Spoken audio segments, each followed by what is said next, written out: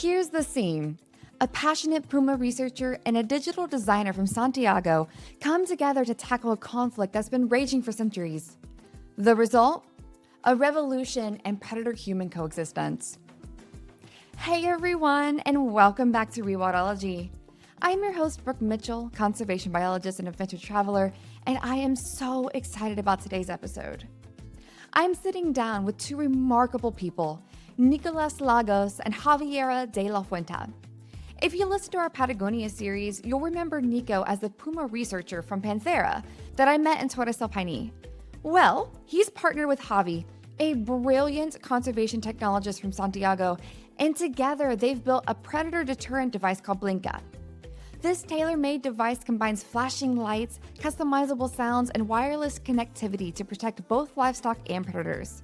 We're talking about technology that could fundamentally change how ranchers and wildlife coexist, all of which we learn about in today's episode. And here's where you can be a part of this. As a community, we're striving to raise $25,000 to support the next phase of Blinka's testing and to get these devices to ranchers and conservationists worldwide.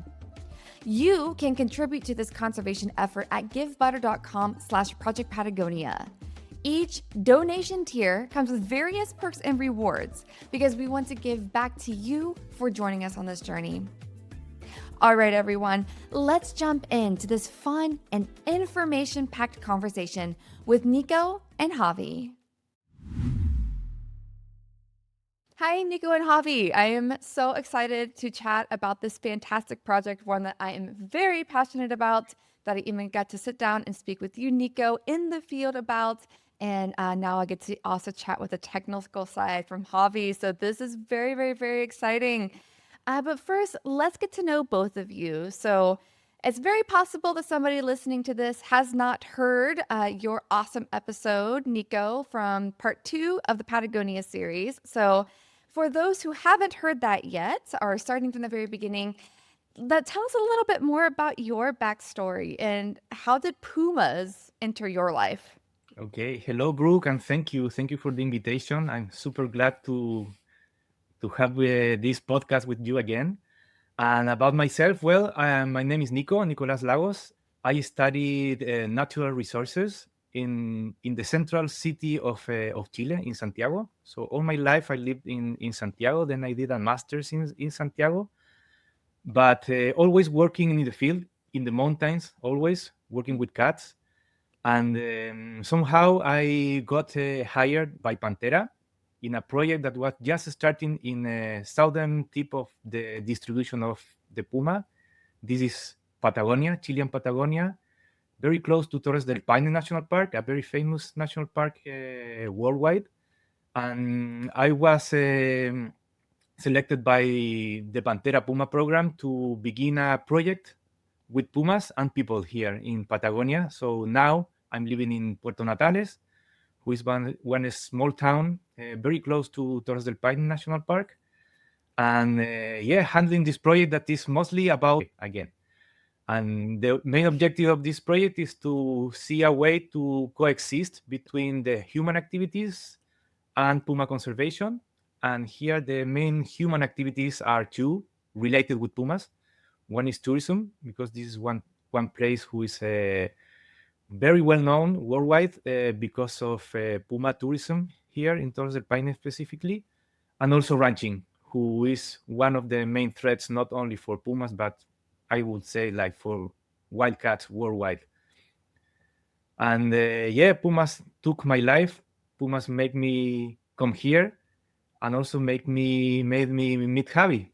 So actually, this is how we met Javi, and why we became friends is because of this project that we are talking about now, today. Which is perfect. Thanks for lobbing that up. Javi, your story. Story. How did you get here? And conservation technology and all those things. So tell us, how did you get to today? Hi, thanks for inviting me to talk with you. Also, awesome. It's an awesome experience. Well, my name is Javiera de la Fuente. I'm a digital designer. I'm also from Santiago. I always tell that I was raised in an apartment, playing Lego and Nintendo. So basically, I was not an outdoor person. In some point of my life, I started going to Patagonia, where I met some cool people, and also I was studying design here in Santiago. And somehow I realized I did my internship in a university in the United States at MIT, where I was working with hantavirus and how to monitor things like that, like remote sensing anta. Because in Chile we have a few problems with that, so we needed to make some way to, I don't know, monitor the thing. And in some point, it triggered me that my love for nature and my love for technology could come together. So I started building collars for the sheep in the ranches in Patagonia, for understanding how the ranchers were moving their animals in the holistic system that they use for taking care of their grass. So that's how I end up meeting Nico, that have this awesome idea of making a deterrent. And at the beginning, he was like, "Hey, Javi, I want to show you something because I discovered that you're kind of an inventor." So I had this this project, and he showed me the fox lights first for me to understand where were we. And he's like, "Okay, but we need to have sound and start making some kind of experiments." And we were one day in the field, and awesomely Nico built his book. And after what he raised with the book, he's like, "Javi, I got some money, can you work with the university for making our project like real?" And like, "Okay, we can start. It's not that much money and the university won't be that happy about it, but let's do it." And that's how it started, like super random. Life is weird. I lived in Patagonia for 8 years, where I learned from horseback riding to like walk with the Pumas. Between we were building stuff. I had a little lab in Patagonia. Nowadays I live in another place, and I'm coming closer because my laboratory where we work is here in Santiago. So it was necessary for me to be a little bit closer. So now we work a bit far away, but I think soon we're gonna go back to the field, putting our Blinkas back. Oh, that is such a awesome serendipitous story. Like that makes total sense. Okay, because I wondered how you two met, and that makes sense. And for more context for people who might not know much about this issue, Nico, I'd like to turn it to you. What is the actual issue that Blinka is working to solve? What is this Puma coexistence problem that you've been working on for a long time? And how did this idea for Blinka come to be for you? Well, this is a conflict that had been arise like more than 100 of years ago in all the continent. It's not only for Patagonia. It's like every place where wild big cats are present and also livestock ranching is present. This conflict arises. This is because of the livestock ranching uses usually vast areas who were previously occupied by wildcats, and this meeting in the same place of the human activity of livestock ranching and the presence of wildcats, in this case of pumas, made pumas and jaguars in other places in America, in Latin America, often could prey on the livestock. So this raised some concerns on the ranchers, on the livestock owners, that they didn't wanted their economic activity, to be threatened by a wild cat. So the way to solve this issue, this conflict of the depredation on livestock because of the wild cats, of the big cats, in this case the pumas, the way they solved this issue was by hunting. There are some places that hunting is legal, some others that are illegal. In the very, very past, even most countries, even Chile, here in Chile and in Argentina, until very small time ago, were even bounty hunting for pumas. So the government paid for people to hunt the pumas who was threatening the livestock ranching activity. But somehow later in the early 90s and early 2000, they were starting to raise a concern about conservation. Conservation arose. So this started with in the States, of course, with this all this conservation movement, and later spread to other places where wildcats lives. So there were more interest in protecting like, the wildcat populations, and then trying to look for another alternatives, not lethal. So the way they deal with this conflict before was lethal control. But right now, people and NGOs and government agencies are trying to look for non-lethal mechanism to deal with this conflict. And among these have been a lot of different approaches. One of them is the use of livestock guarding dogs, the active shepherding of the animals, the night enclosures of the animals, the use of mules and donkeys as well, and also the use of electronic deterrents. So there are some of these deterrents that are right now available on the market.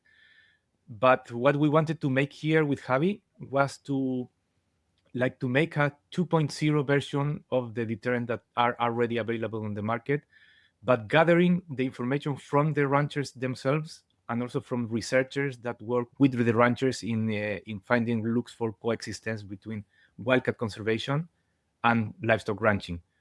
So that's how this project started. It started with this idea of making a tailor-made deterrent, and maybe later we can talk about all the details. But the most interesting thing about this project is that a collaborative project.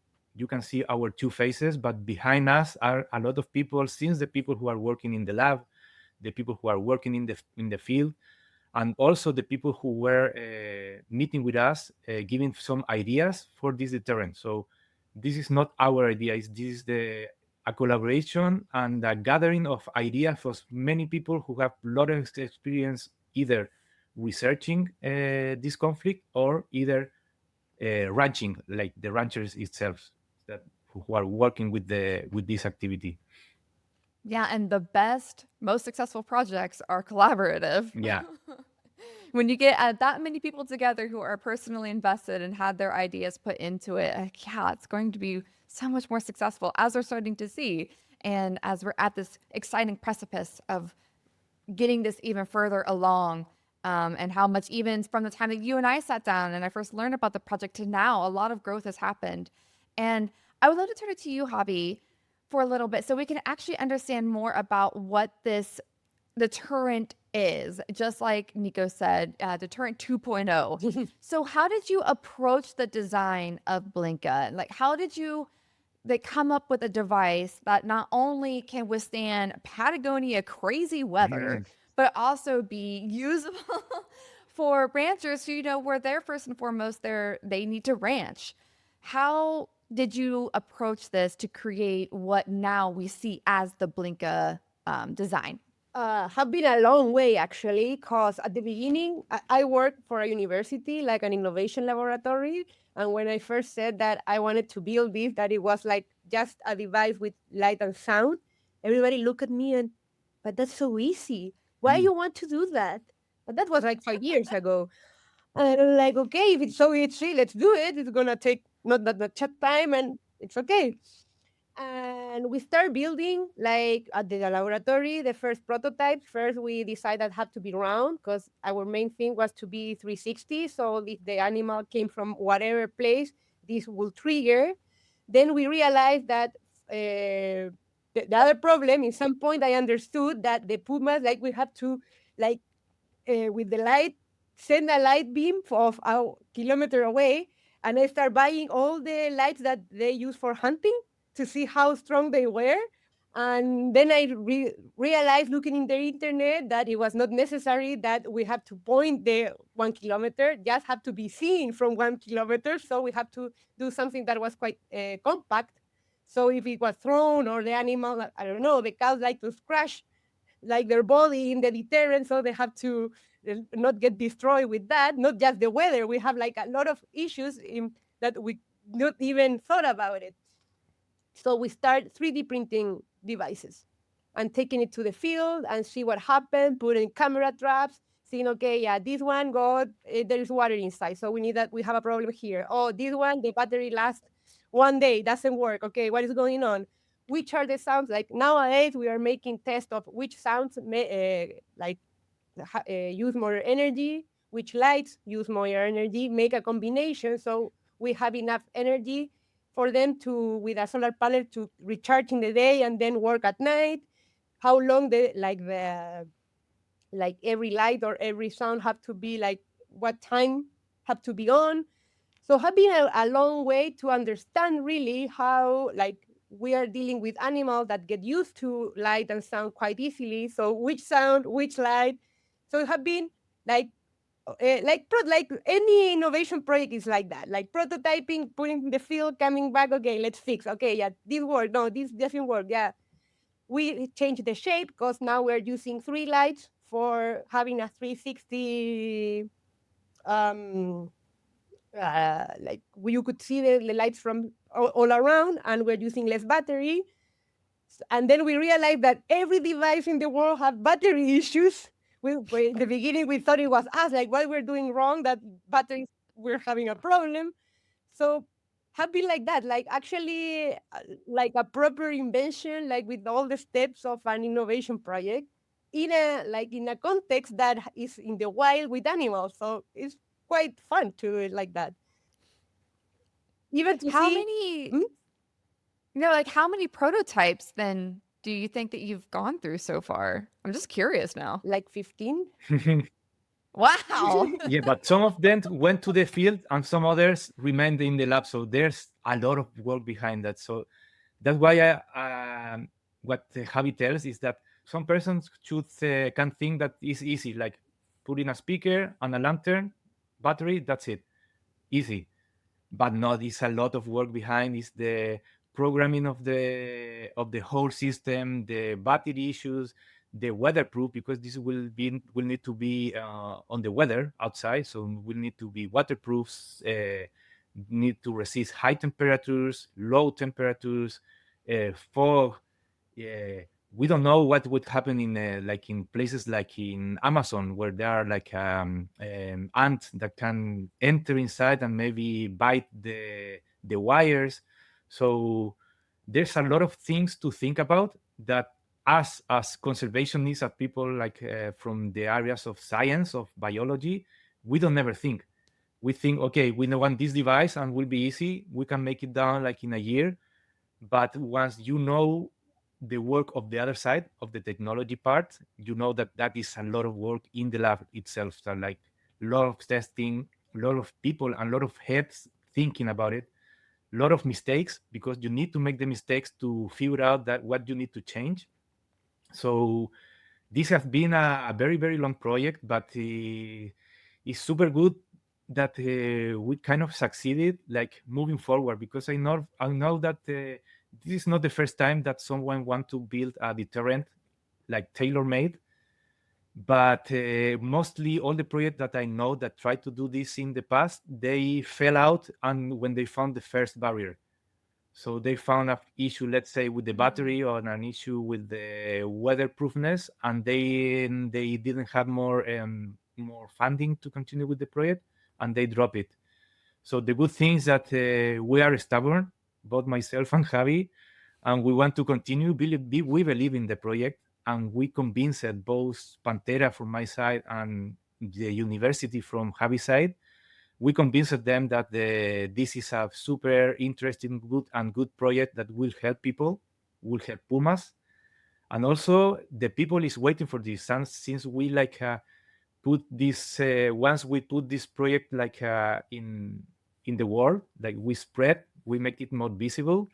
A lot of people started to contact us and is waiting for us, is waiting for the deterrent to be done to test it then on their ranches, on their projects, on their experiments. So we think that will be a really good improvement for the different tools that nowadays are are made to solve this conflict. I have something else to say, that actually we learned how to prototype quite cheap. We're using 3D printing and things like that. We have changed materials and everything. But the also interesting part is that we have tested with the ranchers. So every time we have put a device out, we have been talking about how it's gonna work, what is missing, why it failed, like even the shape of the thing. At some point, I don't know, one of the boys dropped it and it was broken. So things like that that are so easy, but actually it makes sense because it can, if it get dropped, cannot be broken or cannot move inside. Things that you never expect that could like delay the prototyping part, but have been fun. And I think every time somebody else came to the team to work with us, at the beginning, everybody's like, "What are you doing? What is this?" And then they're like, "Whoa, yeah, this is like a pro project." Actually, here in the university is one of the ones that have gone like keep going without any like doesn't matter. We have to continue, and that doesn't happen that much. And also, we know that like it's tremendously funding because we have to, like, if we build and we broke, we have to build again, and it's time, and it's not just money. It's like people working on it and trying everybody to have all the, I don't know how you say that in English, like all the, like the happiness of the situation. Like we are a happy team, and that's really important. And we are all friends, and we can talk. I think that makes also a difference. That is not like the tech area in one area and then the field people in the other one. No, it's all together trying to figure it out how we deal with it. Also with up and downs. We have walked with Nico to the top of the mountain with a deterrent, and I have got there like, hey, on, ring. What happened? I charged them. Like, and not one time. I always laugh with my boys, like, hey, don't make me go hiking and then the thing doesn't work. Things have thrown in my face, like, hey, Javi, look what did it pim on, boom, pom. What happened? Boom, see? So things like that, like, you don't imagine how many times. And now we always have laugh about it and try to fix as fast as possible. But things like the charger was not fast charge, so I put a fast charger, and so that's why I have no battery, or things like so random. All the like random things. Solar panels that you buy on the internet, it says 10 watts, for example. When I test them outside, they're 3 watt, or I don't know, so that doesn't Oh, work no. because it's not enough, so we have to change it. So things that you see, not even the specification of the thing is telling me this. So everything that comes from China, we have to check it before we put it in the deterrent. Well, we tailor made everything at the lab. We start like building our PCB boards, for example, for the electronic part. Nowadays, we are building in China, but everything started here, like basically like do it yourself kind of deterrent. We have put our heart in the project. It's not that we wanted to make a business about it. On the contrary, we want to save cats and carnivores in general. Like, and I think that's like the awesome part of this. Yeah, and also just to add Yeah. about that is about what Javi said before, is that this something very nice about this project, that everything started as a crowdfunding campaign. So we had this idea, we were convinced that this idea needed to be done, and then we tried to find the funding. And we funded this project from the proceedings from the sales of a book, of a Puma book. So Your Puma yeah, book. Yeah. so it's Do not undercut yourself. It's beautiful. yeah, so that is something super nice, because it's a Puma book that was created for Pumas and with a lot of images from Pumas, and all the money from this project, from this book, all the proceedings went to say is going now to save the Pumas. So it completes the whole circle, and also it made us and show also all the people that you can make stuff, you can make your project. You don't need like to have a donor, a big donor, or you maybe you can apply some for some grants, but somehow if you want, if you believe in your project, you will get somehow the money. You will try it, it will mean more effort for sure. So because making a book is not easy, and then selling the book is not easy, so raising money is always an issue. But if you are convincing your project, I think you can succeed. And now we are looking that there are more and more people interested in the project, not only in testing the deterrent, but also in funding us. So now we are receiving funding. Actually, this is one example yourself. You believe in the project, and you are raising a crowdfunding campaign to fund the second stage of this project. So it's bringing more people now that the project exists. It's not anymore an idea. It's bringing more people inside. So that is And something it super nice. and I have another thing to say about that. Like, we started in Patagonia, actually, and it's from Patagonia to the world. It's not the contrary. It's not that somebody came with an idea without outside and we started. No, it's like, okay, we have this problem. How we spread it out? How we made it for another carnivores, not just cats. The idea is to, like, we tailor made like the sound so you can change them. So it depends on where you wanted to work with it, how it's gonna work actually. So I don't know, have been a fun like a story, like how this have been developing. It's not a normal one, like because I see other projects like tech projects, a lot of them. I work in a university, and how like I don't know how ideas became all together. I think is the most beautiful part about this, and the idea and all the team is pro Puma. We are just not Pumas, even the boys here that work in the lab now understand that there is a world outside. That I think that's also an important part, that somebody's going to use this and we're going to make a difference probably with wildlife. Not everything is like, most of the projects are for humans. This actually is for wildlife. So I think that's beautiful about it. Yeah, and I would like to learn more about why this device works. So, this is going to tap into predator biology. So, a lot of deterrents, like you said, fox lights, which we would talk a little bit more about that, different sounds, all that kind of stuff. But this particular piece of tech has both, uses lights, uses strobes, uses sounds, all this stuff. So why is that? Why does this actually deter carnivores? And I'm saying carnivores in general because obviously the goal is for this to not just work against pumas, even though yes, they have an insanely large range, and that will help with a lot of predator prey or like coexistence issues. That's just one species. That's only one type of predator. But if we want to use this in a lot of places, we need to deter more. So, from a biology standpoint, why does this deterrent work? Wow, interesting question and super difficult because this is going from the theory to the practice. And we know that not all predators are the same. Not all predators behave the same. Canids are way different than felids. Um, Felids are super cautious animals.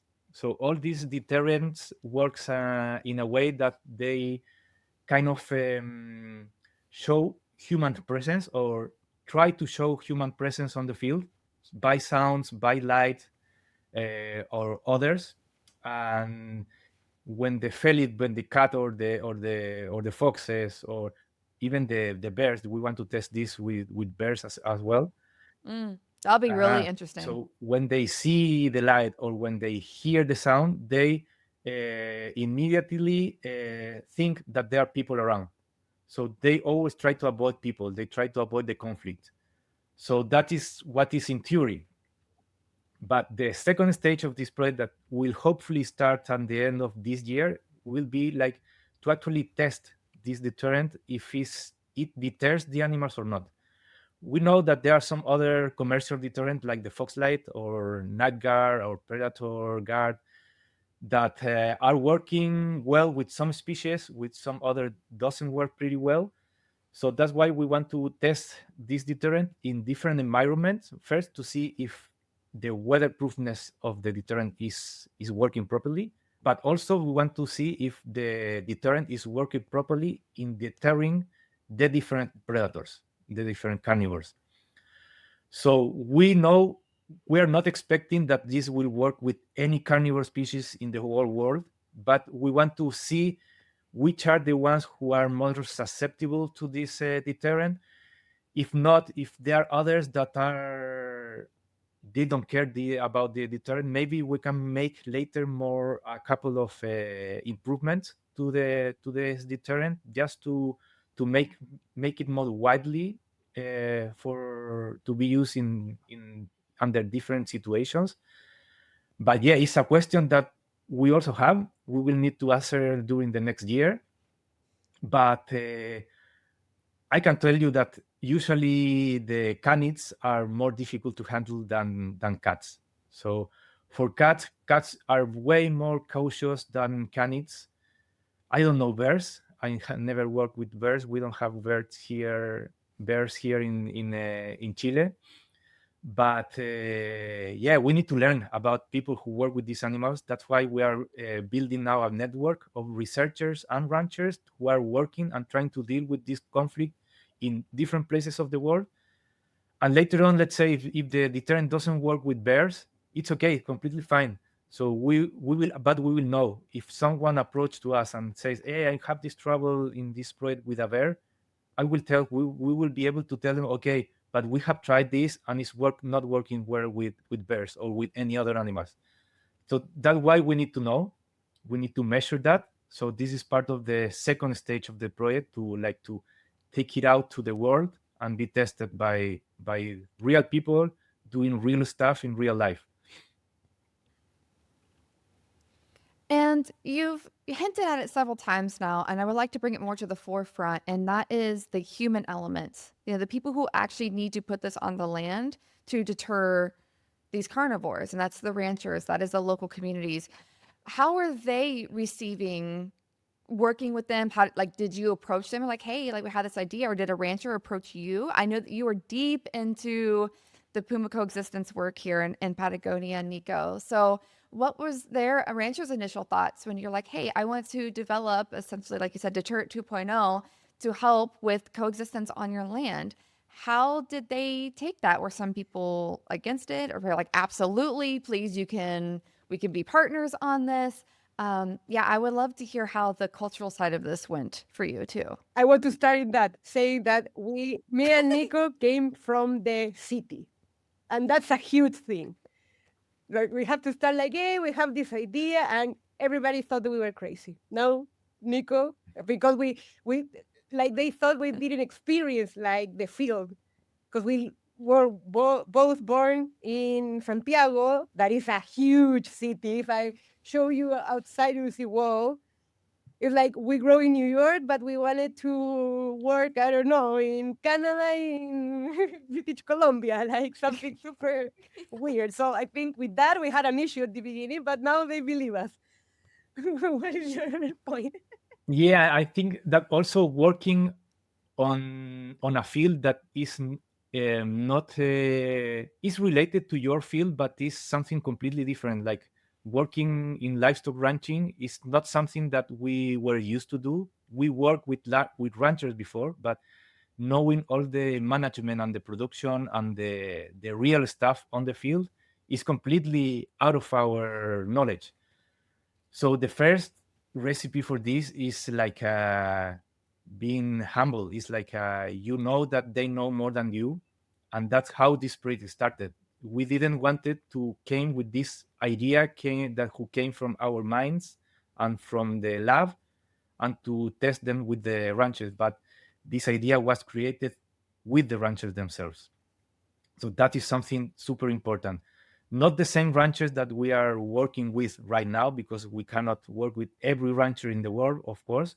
But when we present the project and we tell them, hey, we gather all the insight from other ranchers like you, working in the high Andes, working in Brazil, working in the US, working in Argentina, they realize that, okay, this is something that my equals think that are important.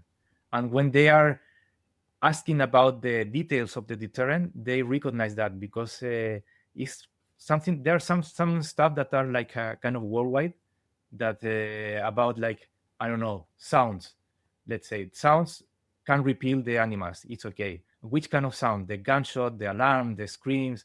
So this is something that is like common to every rancher when you talk, and when they realize that all of this is already inside the project, is inside the deterrent, they realize that this is something, okay, was well thought before moving forward and before starting to talk with the ranchers. But still, there are some ranchers that are skeptical, that they want to keep doing the business in the traditional way, and that is completely fine for us. We don't come to fight against anyone. we want to work with the people who wants to be more open to try this stuff. We always say them that they will be our guinea pigs for this project. So we will try this. We don't know if this will work. We believe, of course, and we think, and we are putting all our energy to make this work. But we don't know. We need to be like very we need to be very realistic and honest with them, telling them that okay, this is not the silver bullet for all your issues, but this can help, and we need your help to make this happen. And if this device needs something else, we can make it.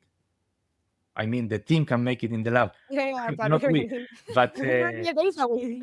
yeah, this will be a living project. This is something also that is important. So right now there are some ranchers that believe in this project, but others who doesn't. But it's okay. It's completely fine. Later, if this start to work properly on the field and start um, to reduce the losses of some ranchers here or in other places, maybe the neighbor will realize, okay, maybe I need a couple of these. Maybe I will try. I will be more open to try this stuff, and that's how the project will grow. We need these kind of ambassadors in different places, and we are working little by little, I think. Yeah, social proof is a real thing. I mean, I'm the same way with a lot of stuff. Yeah. Like there's always the early adopters who always go get that new piece of tech or wearing that crazy thing of fashion. You're like, that is ugly. And then, realize like 3 years later that everybody's wearing that thing, like there's always the phases of all of these kinds of things and you need the social proof. So that makes total sense. Do either of you have an example of like a piece of feedback or an idea that a rancher came to you to that were like, oh my gosh, that is such a genius idea that then got put into Blinka? Just curious. I think what you are doing right now, Javi, the Hive connection between the devices. Oh, yeah. You can talk We're about that. we're trying to connect. Like one of the steps is to connect all devices. Like if it's because of the randomness, we thought about that. Like, okay, if we will have one device, it's static here. But if the animal triggers this one and the other one start barking and having a discotheque on it, it's something that we thought like with other ranchers, like how we make it like more extensions, like fences. We are imagining virtual fences of deterrence in this point. So it doesn't matter where the animal is triggering the fence, all the thing will move and do stuff. So things like that have been like ideas of the ranchers of like one device would not work, or where I have to put this device to really like how we put it like will work the most, and we are trying to work in that Hive way of thinking. Like it's like IoT, Internet of Things, by in the wilderness. That makes total sense. Absolutely. I think, was it Panthera that posted a video of like multiple ones going off at different times? I feel like, I don't know. was that? Oh. Yeah, Maybe okay. Fox Maybe that was a Lights. different. Maybe that was a Yeah, different but as project long than as I'm I know, thinking of there are right no now. device that this far that can communicate between each other and send the information to activate. Because maybe we need to talk about a little bit about the details of this deterrent, specific deterrent that we already told you that Yeah. Yes, have please. light. So need to have very powerful light that need to be seen from far away.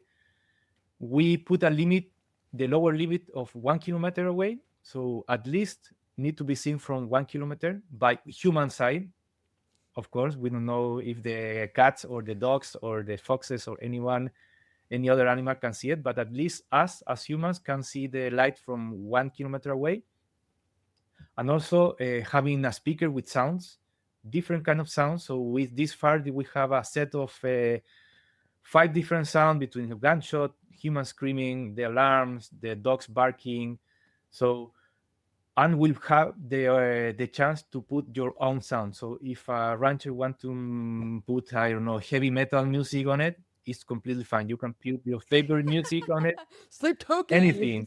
Even Black Sabbath. Let's even go. your children screaming or laughing or yourself screaming, you can make it. We'll have a micro SD card where you can put any sound you want. So Also, we're gonna start working hopefully with ultrasound because there are places where human like national parks are quite tricky because we cannot be triggering gunshots in the middle of the national park because it That's makes true. sense. So things like that we hear about when we put them in the field, like, hey, why, like, I cannot have this near my hotel because my people is sleeping. I cannot be gunshot or screaming. There's a scream that is crazy. So, like, it's scary for anybody. Even we have talked about putting in the houses to deter the burglars from the houses because it's crazy. So like that we are trying to, okay, if somebody says something, at least we will try it. Sometimes we will not take it, but we will try it and we will let them know, hey, we tried this and this happened or that. That's why Nico said before it's a collaborative uh, project because we are hearing everybody from which I don't know, MP3 player we have to use in the deterrent itself to what the rancher says. Like it's a huge community. We have a Puma party with the tech team. Nico was part of it, where everybody were talking about their issues in other projects of with water, with how they solder, with which memory they're using, like if like in this IoT thing, if they're using Bluetooth or Wi-Fi or low quality Bluetooth. So have been like a mix of people really talking and understanding what are the issues in all levels. The other interesting part is that we have tried to get all together. Now I'm trying to put every problem in one thing and try to put them apart because in some point, okay, the battery was working, but I don't know, like the case was full of water and things like that. So we couldn't take all the the problems together to really fix it. But I think that also makes this like we're a team and we can, like, nobody have a bad idea. It's just another way of thinking a problem. And I think that's quite interesting too, because we have all the minds from the ranchers to the tech people that work with artificial intelligence. So it's like a line of different kind of personalities and knowledge put together in a device. yeah, and just to finish Amazing. about the components. So the other main component of this device is a PIR sensor, same as the camera traps or these lights on the houses that turns on with the movement. This is the same. When the PIR sensor sense a movement of an animal, it turns on the device. So the good thing about this is that we want this to make it the most tailor-made as possible, so you can put on or off any of these different components. So if you want to deploy this deterrent near your house and you don't want the sound, any sound at all, you can turn off the sound and work only with light. So you can work only with the PIR sensor, not randomly. Or maybe you want to turn on off the PIR sensor and only to work randomly, but only the sound, or both light and sound. So we are building this deterrent to make it as most widely used as possible.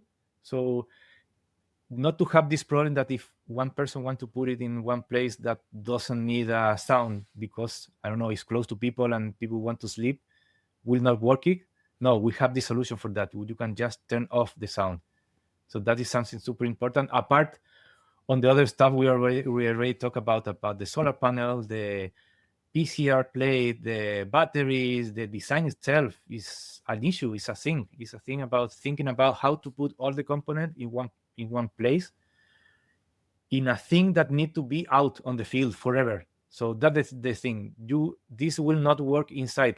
Is meant to be work and to be used outside in the weather with animals that can kick the device, that can rub on the device, that can bite the device. So need to be thought like in a way that is super strong, both But like, for the weather and both for the animals. and also for the You're ranchers, resilient. like we tech people don't think that normal people will use devices. For example, one told me once like his finger was too thick for the for the switch. So he couldn't put like because I don't know, it was cold and okay, yeah, let's see how we can fix that. Like easy things that nobody thought about it. But actually, of course, yeah, they are like their hands are more hard than mine, for example, or bigger, and how that is used, like that's a design problem, not just like had been interesting, like giving these devices to people that not actually are tech people or anything. It's just like anybody have to be able to understand it and use it, and also that's a like a thing to think about it. And so, where we're at right now, and what this episode is going to be a part of, just like you brought up, Nico, we'll to go a little bit further from now. We'll talk about the fundraiser that we're doing. But this is to help fund the next phase of this. So, what is the next phase? Do you have a solid prototype that you're going to then start putting into the field, or are you still experimenting with prototypes? But yeah, where is the project at currently in both of your work, and what will hopefully this episode and the fundraiser help launch next for you? I will I leave it to you, Javi. I think now we have a prototype that works for itself, and I hope today the sun is up all day long so I can fix solar panel battery issues. But I think the next step is this fence that we were talking about, making the device a virtual fence. So I don't know, a rancher have 4 or 5 of them, and ranchers know their field, so they know more or less where pumas are coming from, and try to start stopping that. So I think the next phase is that one. Like first, we are in like the thing have to be weatherproof, animal proof, and farmer proof. And after that, and after that is like more in the tech area. And also we have like a protocol to see if the device itself is like deterrent carnivores. Like that's how we're working, I think now. Yeah. Nico? Yeah, well, what Javi saying that is like this project will continue, will not stop. Like I don't know, never probably, because now is this stage when the lab, having her lab, they will build 100 units. So these 100 units will go to the field in different places in the US, in Costa Rica, in Colombia, in Argentina, in the high desert, in Saudi Arabia. There are some of them in places with high humidity, with high rain, in places like inside the forest where you have Low light. a cover with low light and maybe can have issues with the water. We don't know. There are so many stuff that we probably overlooked in this first stage of the project, that we are relying on the people who will test it on the field, so they can help us later to build a better unit. And this is a more personal question for both of you, and you can answer it in your own ways. For you, since you're both coming at this from different directions, you have different backgrounds, you work for different organizations, what will success mean for you? Whatever the end of this, if there is, it doesn't sound like there's an end, but when will you feel like you've reached success for this project? What does that mean for you? Either of you can go. Whoever has the answer first. It's a hard one. Yeah, I think we can talk about. I think we are already success. We are like Nico. We came from different areas and we're together working in a project that actually is working. That's also a success. The idea of the deterrent is to save wildlife, so I think that's also a point of success. And for me also that the ranchers start using them, because I'm a woman in South America that is like super macho, and why girls are in the fields and why I should know about tech.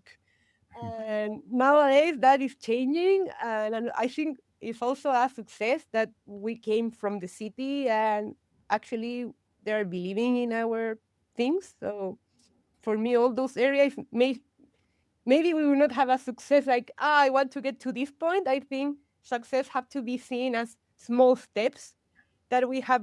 Even for me, the university to believe me in what we're doing is a success. So, yeah, for me, it's more about that.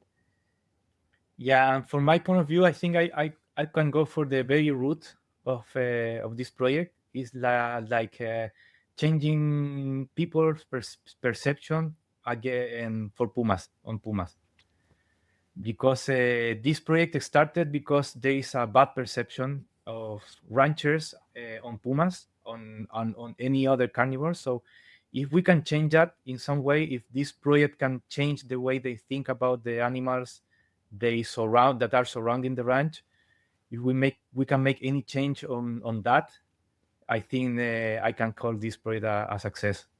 It's a hard way because it's going to the deep inside, the deep maybe cultural part of the project, of the behavior of humans.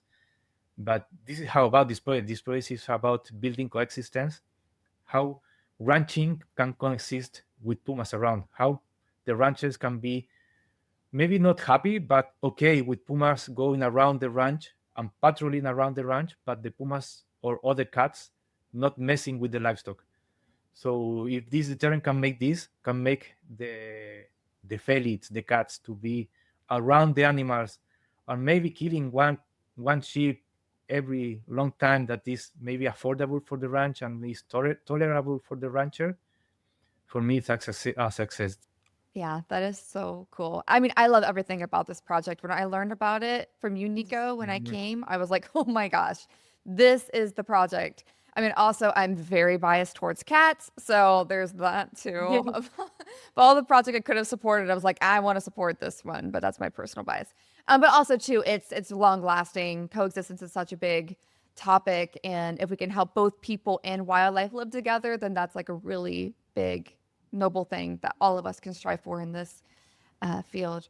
But Nico, for those, I probably should have asked this question earlier, but I think now is the perfect time. How did the project get its name? Ah, that is super interesting question. Well, this project started with many different names. For us, it's called Espanta Pumas. It's like a puma spooky in Spanish. So internally we call it Espanta Pumas, but we knew that we needed like a more catchy name for outside, because this project is thought to be outside as well. We know that English is the world language, and actually was one of the people working in the lab with Javi that came with this name, but that was the perfect name. The name is Blinka, so it's Blink plus A. So the name itself, if we separate the different words, blink is because of the blinking lights. Plus A is audio, so it's the main two parts of the deterrent that will actually work to deter the predator, the carnivore, will be the blinking light and the audio.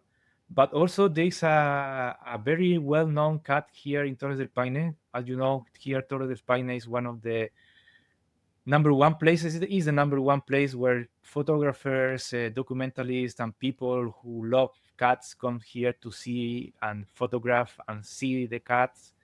And most cats here have their own name, and there's a very well-known cat here called Blinka.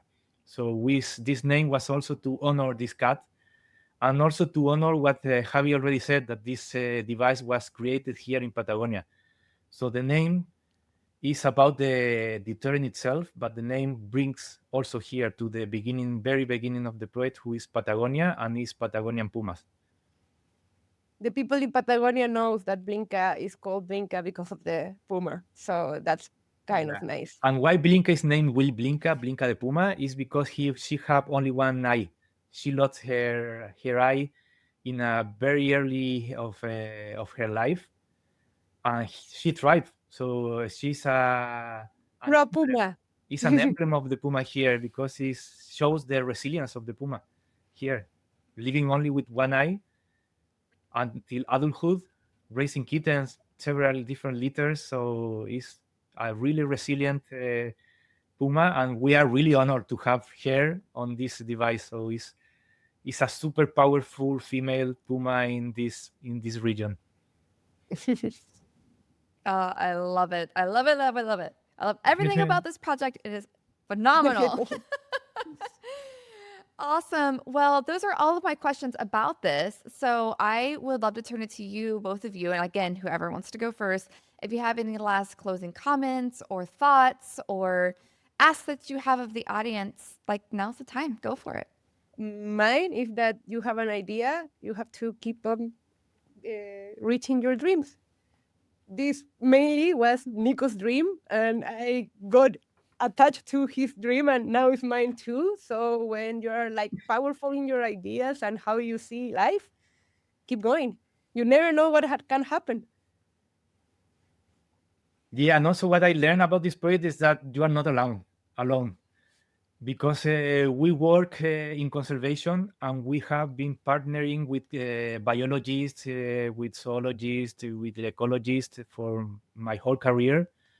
But there are people around that are working in a completely different areas, like technology in this case. There are people who are inside a lab, like all the team of Javi here there in the university is on the lab, and probably I would never met them in any other situation than this one. And this is gathering people together with the same interest, and yeah, I think that that is super important, that we are not alone. We have more people hiding, I don't know where, but with the same interest as we have. Maybe lawyers, maybe educators, maybe marketing people from marketing. In this case, is an example from bringing technology and conservation together, but any other area of anything can be partnered with conservation. So conservation is so worldwide and is so common to any place in the world that I really think that when people ask me how I can work in conservation, you can work in conservation in whatever the place where you are. So if you are like a builder, if you build things with your hands, you can work in conservation as well. You can help building, I don't know, enclosures, how to make enclosure more predator proof. So you can, like, from anywhere you can work in conservation. So And we are never a be big community. afraid and never be afraid of telling your ideas. Because in the world, we're always like, no, don't tell it because somebody's going to patent or no. No, don't be like that. Because if you don't share your ideas, we cannot collaborate because every idea is different. And maybe together they make a third one. So yeah, never, no, don't keep your ideas for yourself. Tell them nothing will happen. Like nothing bad will happen, as people said. Only good stuff. Yes. Yes. Well, Javi and Nico, I am so happy you two came together for this wonderful project. Because again, like I said, my personal mission is to help be the amplifier of coexistence in these type of projects and voices like yourself. So thanks for this. And then everybody, yeah, we are Rewildology, and as many people as we can possibly get to come together. Speaking of collaborations, this is like a call to arms for everybody to come together and let's try to raise at least $25,000 for this project. So that is the current goal. All further information, this episode, everything that we're going to be doing with it will be available at rewildology.com. So everybody, join us. Let's save some pumas. Let's save some wildlife. Let's Real take. let's support amazing conservationists like you two. And I am so appreciative of you coming on and talk with me. No, and Thanks. thank you, Brooke, for giving us this space, and also for believing in this project. You have been a supporter since the very beginning, since the first time we met until now, and who know where in beyond that. So yeah, thank you very much for Yeah. your Thank you support. for helping. Being part of the dream. Now Yeah. you're part of the dream. See? What an inspiring conversation with Nico and Javi. Their collaboration shows us what's possible when people connect from different worlds to tackle conservation challenges. And Javi's point about never being afraid to share your ideas because collaboration makes everything possible, that really resonated with me. If you're feeling inspired and would like to contribute to this project, head on over to giveweather.com/Project Patagonia or the Rewildology website to help us raise $25,000 for the next stage of development of this fantastic project. And if you want to experience Patagonia firsthand, I'm leading an expedition where you can join me in the very places these conservation stories are happening. We'll track pumas through Torres del Paine, kayak amongst glaciers, and trek through mountain passes. You can learn more at rewildology.com/Patagonia Expedition. Whether you support from home or join us in the field, you're helping build a world where technology, communities, and wildlife work together. Thanks for listening to Rewildology, and remember, together, we'll rewild the planet.